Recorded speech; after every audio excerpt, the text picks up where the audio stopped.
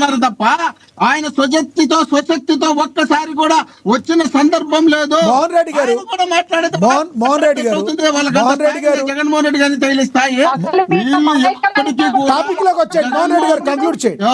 మోహన్ రెడ్డి గారు టాపిక్ మీద చేయండి. టాపిక్ నేను మాట్లాడేటప్పుడు నాకు మాట్లాడద్దు. నేను అదే చెప్తున్నాను సార్. ఇప్పుడు దాకా మీకు నేనేం అడ్డుపడలేదు. టాపిక్ మీద టాపిక్ డైవర్ట్ అవుతుంది.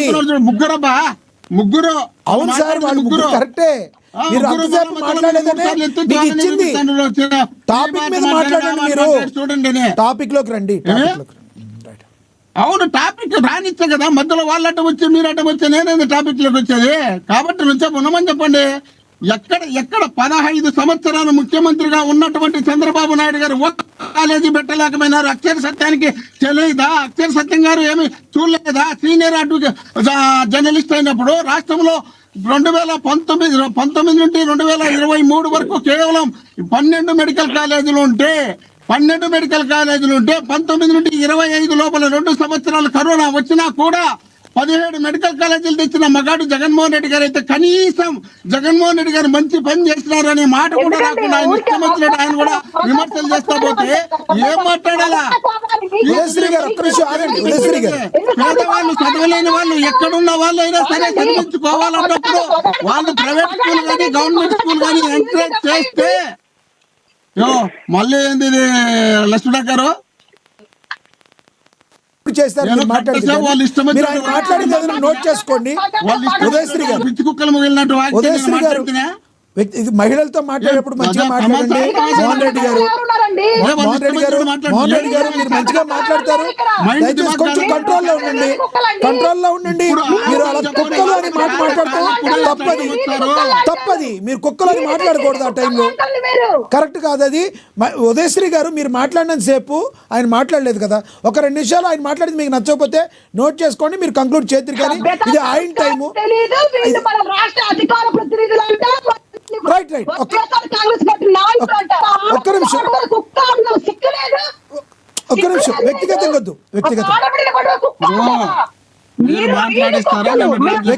వ్యక్తిగతంగా వద్దు. ఒక్క నిమిషం.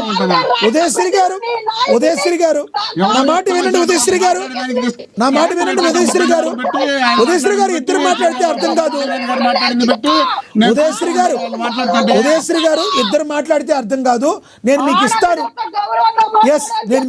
ఒక్క నిమిషం ఆయన మాట్లాడిద్దాం. వాళ్ళు కూడా అదే గౌరవంతో మాట్లాడాల్సిన బాధ్యత ఉంది. ఆడ మనుషులు మనం అనేది మాట్లాడే మనుషులను బట్టి ఉంటుంది. గౌరవించేది వాళ్ళు మాట్లాడేదాన్ని బట్టింది. జగన్మోహన్ రెడ్డి ఇంకోటంట రకరకాలుగా వాళ్ళు మాట్లాడేటప్పుడు వాళ్ళని గౌరవిస్తూ నేను మాట్లాడాలా? దండం పెట్టి అమ్మ తల్లి నువ్వు చాలా బాగా మాట్లాడావమ్మా, నువ్వు చెప్పినట్టు తింటామమ్మా అని మాట్లాడాలా? దిమాగ్ లేకుండా మాట్లాడితే బుర్ర ఉండి మాట్లాడాలి. కానీ బుర్ర లేకుండా మాట్లాడి మళ్ళీ నేను మాట్లాడమంటే ఎట్లా? మంచిగా బుర్ర ఉండి మాట్లాడింటే నేను కూడా కరెక్ట్ మాట్లాడింది. బుర్ర లేకుండా అర్థం వచ్చినట్టు మాట్లాడి మీరు దయచేసి ఆగండి. ఉదయశ్రీ గారు, మోహన్ రెడ్డి గారు దయచేసి ఆగండి. ఒక్కొక్కసారి మనకు తెలియకుండానే ఎమోషనల్లో ఏదేదో మాట్లాడుతాం. ఒక్క నిమిషం ఆగండి. కృష్ణవేణి గారు కంక్లూడ్ చేయండి ప్లీజ్. కృష్ణవేణి గారు కంక్లూడ్ చేయండి. మోహన్ రెడ్డి గారు ఆగండి. దయచేసి ఆగండి. మ్యూట్ అవుతారు. ఒక్క నిమిషం. ఉదయశ్రీ గారు దయచేసి సమయంలో పాటించండి. ఉదయశ్రీ గారు ఒక్క నిమిషం. మోహన్ రెడ్డి గారు ఒక్క నిమిషం ఆగండి. కృష్ణవేణి గారు కంక్లూడ్ చేయండి. మ్యూట్ చేయండి. ఒక్క నిమిషం మ్యూట్ చేయండి. కృష్ణవేణి గారు కంక్లూడ్ చేయండి ప్లీజ్. లక్ష్మీనాథ్ గారు మాట్లాడేటప్పుడు పదాల విధానంలో వైసీపీ నాయకుల్లాగా బూతులు మాట్లాడేటువంటి సంస్కృతి మాకు కూటమి కృష్ణవేణి టాపిక్ మీద కంక్లూడ్ చేయండి. కృష్ణవేణి గారు టాపిక్ మీద కంక్లూడ్ చేయండి. మోహన్ రెడ్డి గారు ఒక్క నిమిషం ఆగండి. మీకు ఇస్తాను ఆగండి. ఇస్తాను ఆగండి. బూతులు మాట్లాడలేదు కానీ నేను ఇస్తాను మీకు ఆగండి. ఆవిడ టాపిక్ మీద కంక్లూడ్ చేయనివ్వండి. కృష్ణవేణి గారు టాపిక్ మీద మాట్లాడండి. మీరు టాపిక్ మీద కంక్లూడ్ చేయండి. మోహన్ రెడ్డి గారు మీరంటే గౌరవం ఉంది. మీరు ఆ గౌరవంతోనే మేము కూడా మాట్లాడుతుంటాం మీ గురించి. మీరు అబ్యూజెస్ గా మాట్లాడుతున్న సంగతి మాకు తెలుసు. ఆ విషయంలో అయితే అనేక డిబేట్లలో మాట్లాడాం. కానీ వైసీపీలో కొంతమంది నాయకులు తీరు అంటే మంత్రి కృష్ణవేణి గారు టాపిక్ వేరే దగ్గరికి వెళ్తుంది. కృష్ణవేణి గారు నా మాట వినండి. కృష్ణవేణి గారు అది అక్కడికి వదిలేయండి. మీరు టాపిక్ మీద కంక్లూడ్ చేయండి. సమయం అయిపోయింది. 1 minute టాపిక్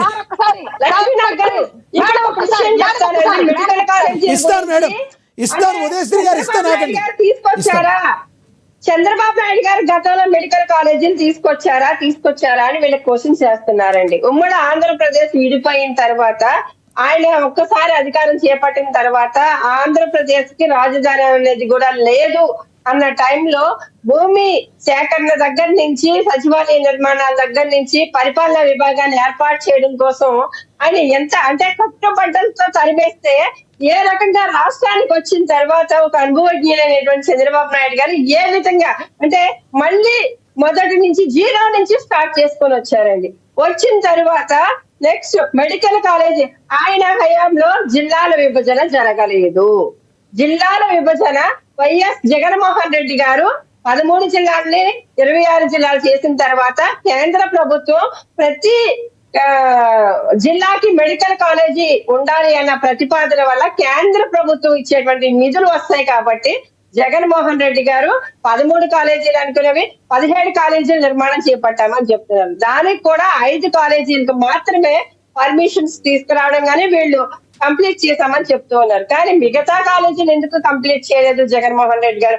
అందులో కమిషన్ సరిగా రాలేదా అన్నది మాకు తెలియదు. 50% మెడికల్ సీట్లు ప్రైవేటీకరణ చేసుకుని ఇవాళ మెడికల్ కాలేజీ విషయాన్ని ఒకటే భూతద్దులో ఎందుకు ప్రమోట్ చేసి మాటికి అడుగుతూ ఉన్నారు. జిల్లాల విభజన ఇక్కడ జగన్మోహన్ రెడ్డి గారి హయాంలోనే జిల్లాల విభజన జరిగింది.